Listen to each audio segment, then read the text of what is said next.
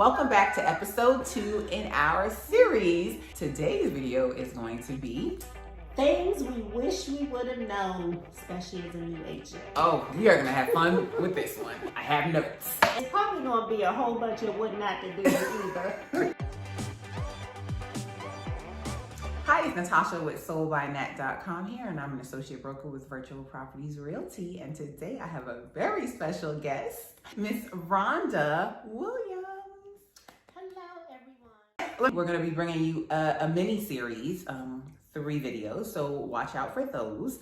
Please go ahead and subscribe now so you don't miss them. I will have all of Rhonda's information down below. Okay, so my number 1 is going to be from our video on how to choose a broker. So if you haven't seen that video, please go ahead and check out that video. My tip number 1 is going to be know that you are interviewing the broker more than the broker is interviewing you. Mm-hmm. Like, most people go in with the mindset like it's like a job interview, like a corporate interview. Really, you're interviewing that broker. Very rarely are they not going to approve you or accept you into their brokerage. So you need to go in interviewing them. Right. Well, I'm going to talk about one of mine because this is something that even I think I was guilty of. This is a business. It's not a hobby. It's not a little part-time thing to do when you feel like it. So if you are truly a full-time realtor, you need to act as such. A lot of times you're going to be working from home, so you need to get up at a scheduled time. You need to be disciplined. You need to be committed. You need to be consistent. Natasha talks a lot about time blocking. So you really need to have a schedule and stick to it and run your business like a business. And then evaluate yourself. Do some self-evaluation. Look, would you fire yourself or would you hire yourself? Because one of the things about running this business like a business, and Natasha's probably going to talk more about this, but this can be a roller coaster. So tell them how this can be a roller coaster. Yes, there can be. Not even there can be. You will find at some point in your real estate career, there is an emotional roller coaster and a financial roller coaster. So especially if I actually shoot both of them.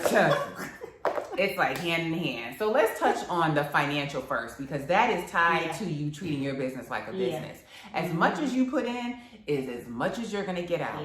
So I remember when I first started, I'm like, I'm working from home now. I'm an entrepreneur. I'm free. And I get to, no, it's like I work more. We work more now than we did when we had a corporate job. More than 40 hours a week. Oh, most definitely. Because at a corporate job, you work 9 to 5. You were done at 5 and that was it. You come home, your job is pretty much done for the most part. We have more flexibility to create our schedule, but we work more. And we work all hours of the, all hours of the day. So yeah, just know that. Because most deadlines aren't until 11:59 p.m. Right.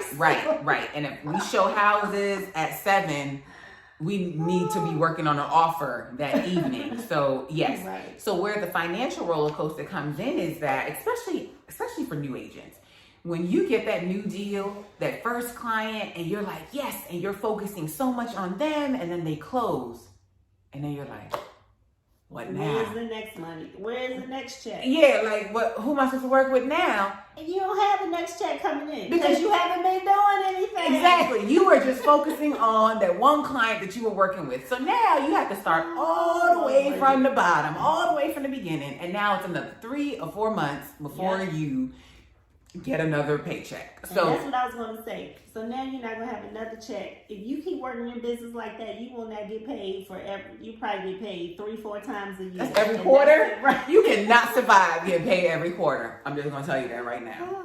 Unless you're selling like multi-million-dollar houses. Yes, then you could survive. You don't have to work for the rest of the year, pretty much. And that's just not the norm. So unless you're a $1 million agent, yes, you need to be selling multiple homes. And they need to sell more because where they live. Yeah, the high cost of the emotional side of it. Wow, I did not realize how emotional this business is. It makes sense because buying a home, this is the biggest purchase that most people make. But man, the emotions. Okay, be real. It's just some crazy people out there. Look. She's being nice. We're not talking about the people who are just, this is your first home. It's emotional. I mean, this is your biggest purchase ever. No, it's some crazy people out there. That too.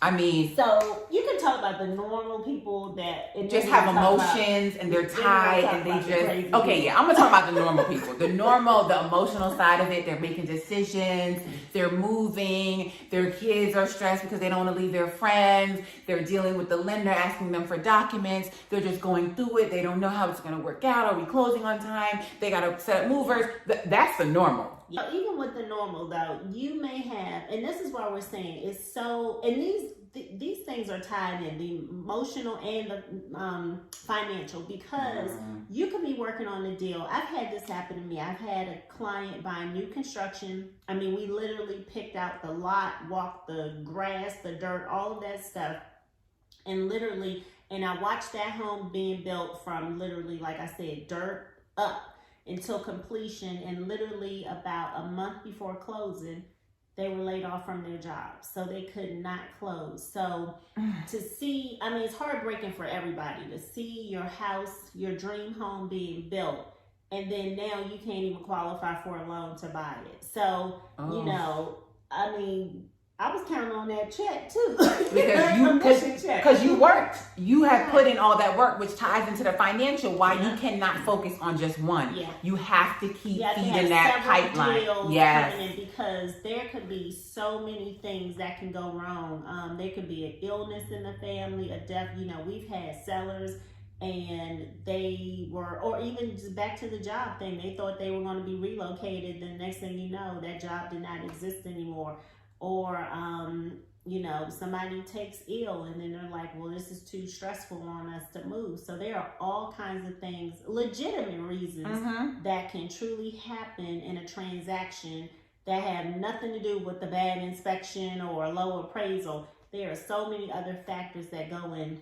And that's why I kind of get mad when people say they don't need real estate. They just think they can sell their house because they don't realize all the things that can go wrong will go wrong. Yeah, and that we're managing. Sometimes I think we make it look too easy. Yeah. Because we're managing so much on the back end that they don't know. And we are literally y'all, did y'all ever wonder where my dreads went?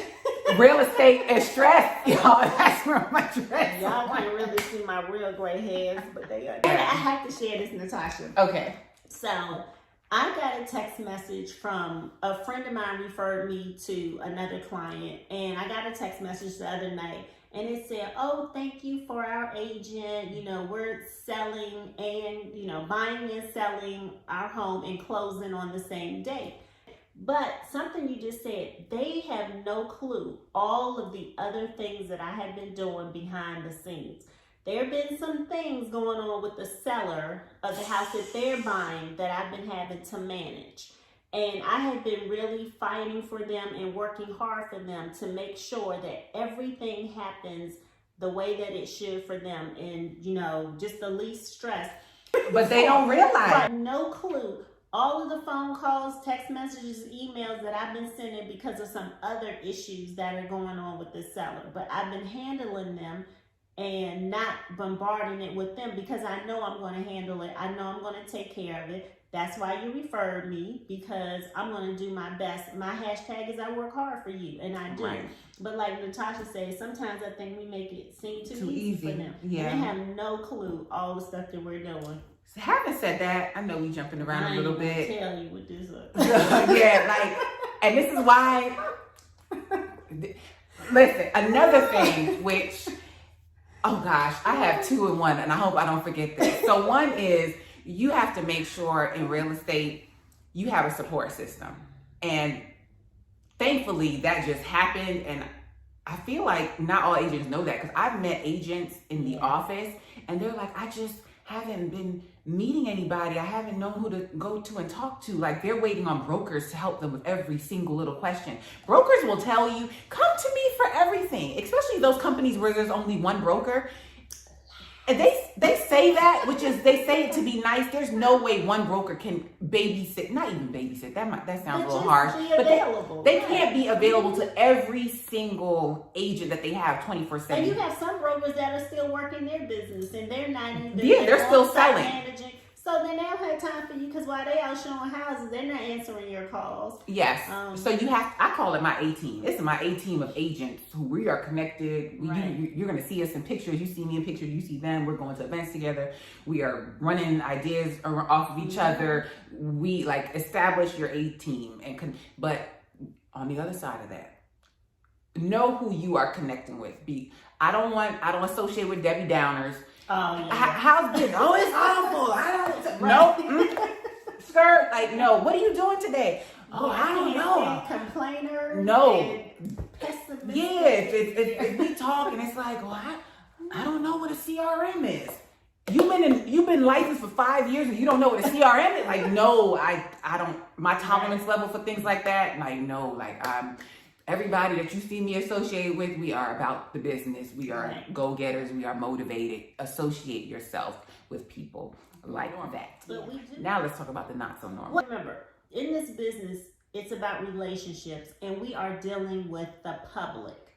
You know who told me that? Inez told me that. Shout out to Inez. She was my first broker at Coldwell Baker, and she told me, she was like, you're dealing with the public now. I had been a corporate W-2 employee all my life. So the first instance that I had encountered, oh my gosh, y'all, I did not know how I was going to handle. Like, and I really, to this day, I really think something was off with the seller. But she was like, you are dealing with the public. Have you ever been in public and then you saw somebody, you was like, what is wrong with them? Those are the people that we are working with. Yes, those people need a realtor. You may not know them personally, but yes. They're buying houses so what too. What was up with this seller that you had? Oh my gosh. Oh, listen. And I probably already know you probably are, like, any given day, I never knew when I picked up the phone if she was going to be nice or she was going to be screaming. But the first time it happened, it was a showing. She came home during the showing and the buyers were sitting on the couch. She called me going off. The buyers were sitting on the couch talking about making an offer with their agent because they liked the house so much. Well, and honestly, if they even took time to sit down, they are probably imagining themselves living in that house. And that's what you want.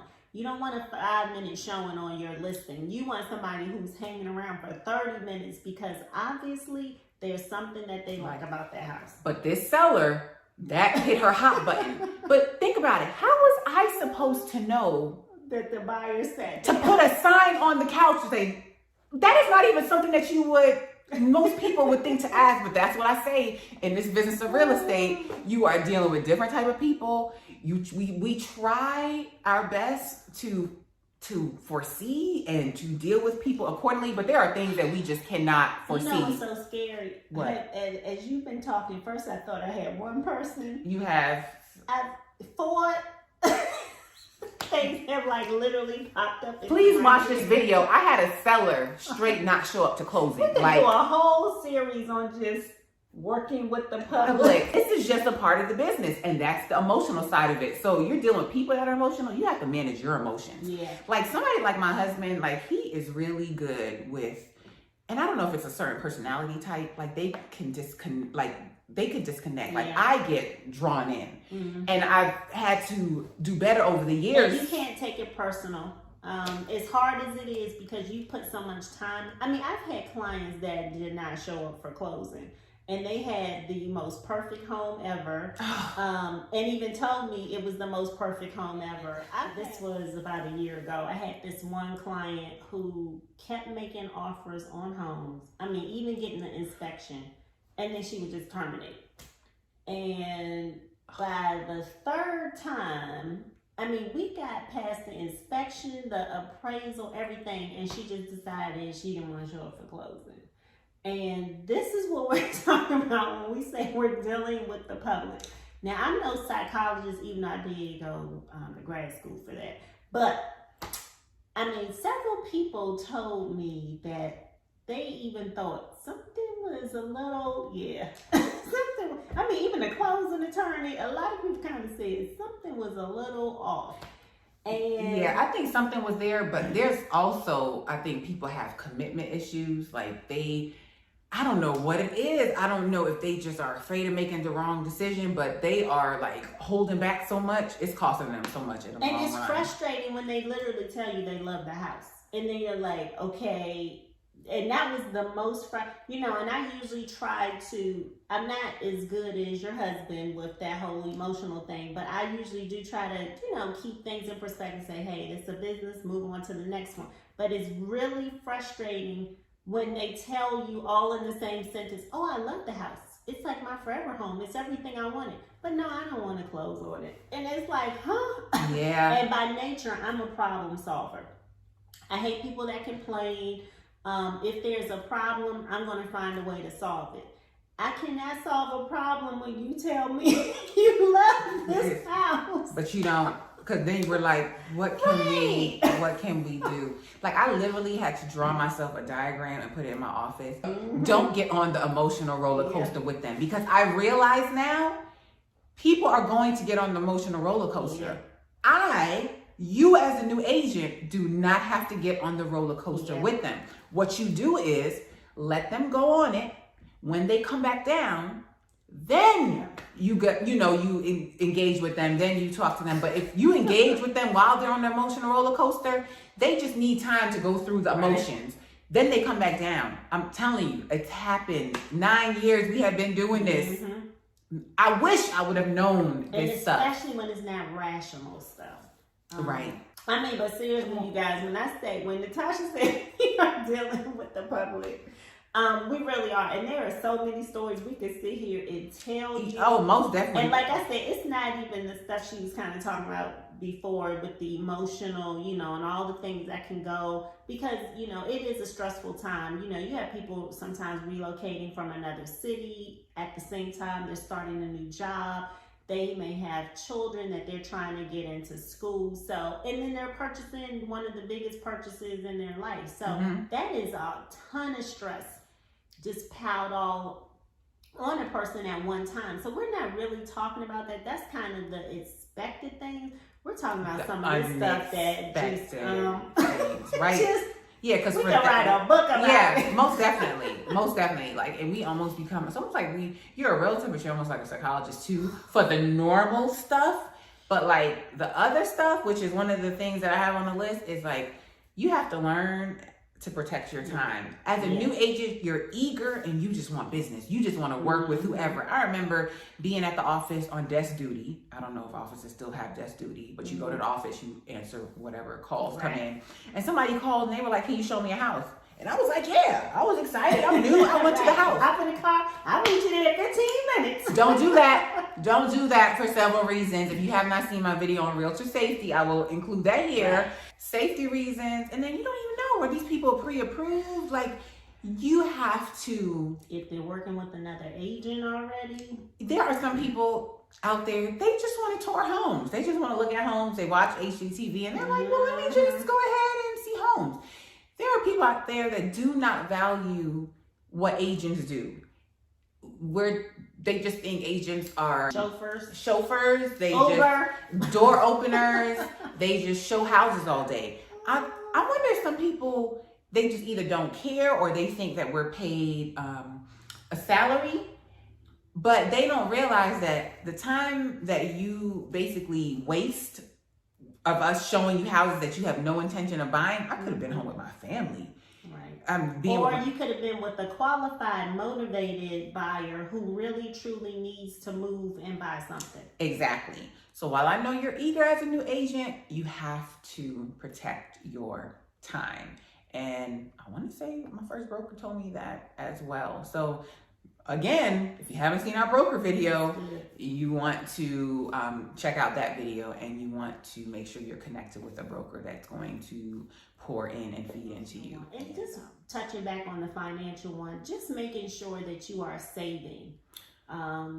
Because you may have, 3-4 closings in a month, and then seriously, you may go 3-4 months without a closing because, like I said, so many things can happen. You may have things under contract, appraisal comes in low, terminates, somebody loses their job. So many things can happen where you have to terminate those contracts. So preferably it doesn't happen, but listen, it's better to be safe than sorry.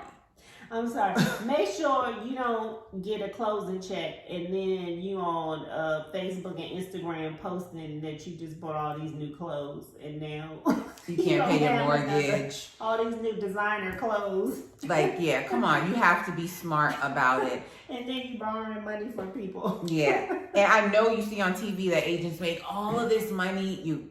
You have to, again, go back to our broker video. You're going to have splits. You don't get all that money. You have splits. You have marketing that you need to do. You need to be putting back into your business. You need to be savings.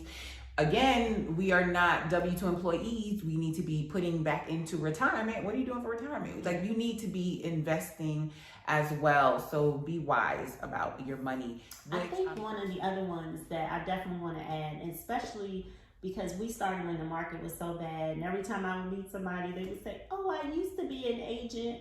And I'm like, okay, when times got hard and then you actually had to start working, then you decided you didn't want to be in the business anymore.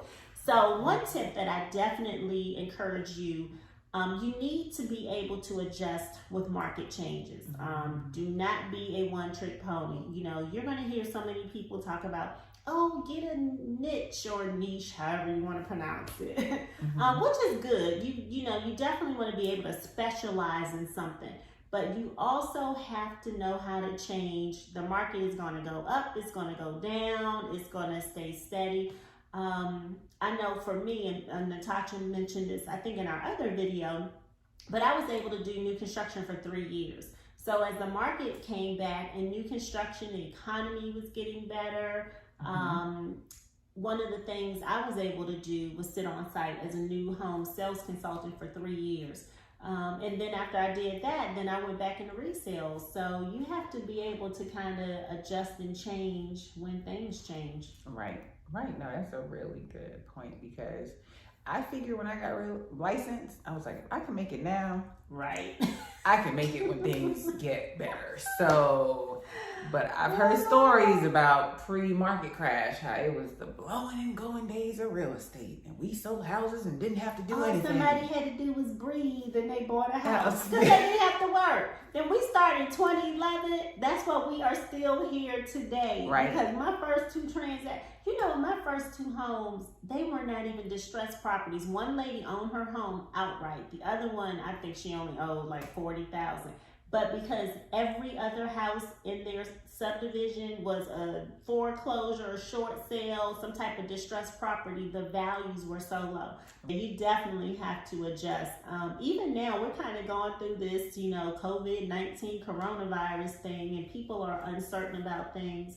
But, that's when now you have to look at the positive and say, hey, but interest rates are really, really low, and you will not be able to get this size home for this, monthly payment, even last year or next year, because you don't know what the interest rates are going to be. But right now, you can get a lot more house for your money. Exactly. And for me, I am working business as usual. Like, we had actually been busy. We were just talking about that. Like, so I'm just got off the phone with the client. I just got off the phone with the potential listing. Right. So guys, don't buy into all the speculation, gloom and doom. Take precautions, but like, we're still working. So call us, even though this is an agent video, but hey, whatever. Still call us if you have questions. Our information is below. If you're a new agent, you're thinking of getting licensed, you just got licensed, whatever it is, leave your comments down below and we will answer them, okay? If you have not done so already, please go ahead and give this video a thumbs up. Go ahead and subscribe, check out Rhonda's channel, and thank you for joining my YouTube family. And yes, thank you for watching. Have a positive, peaceful, and productive day. Bye. Bye.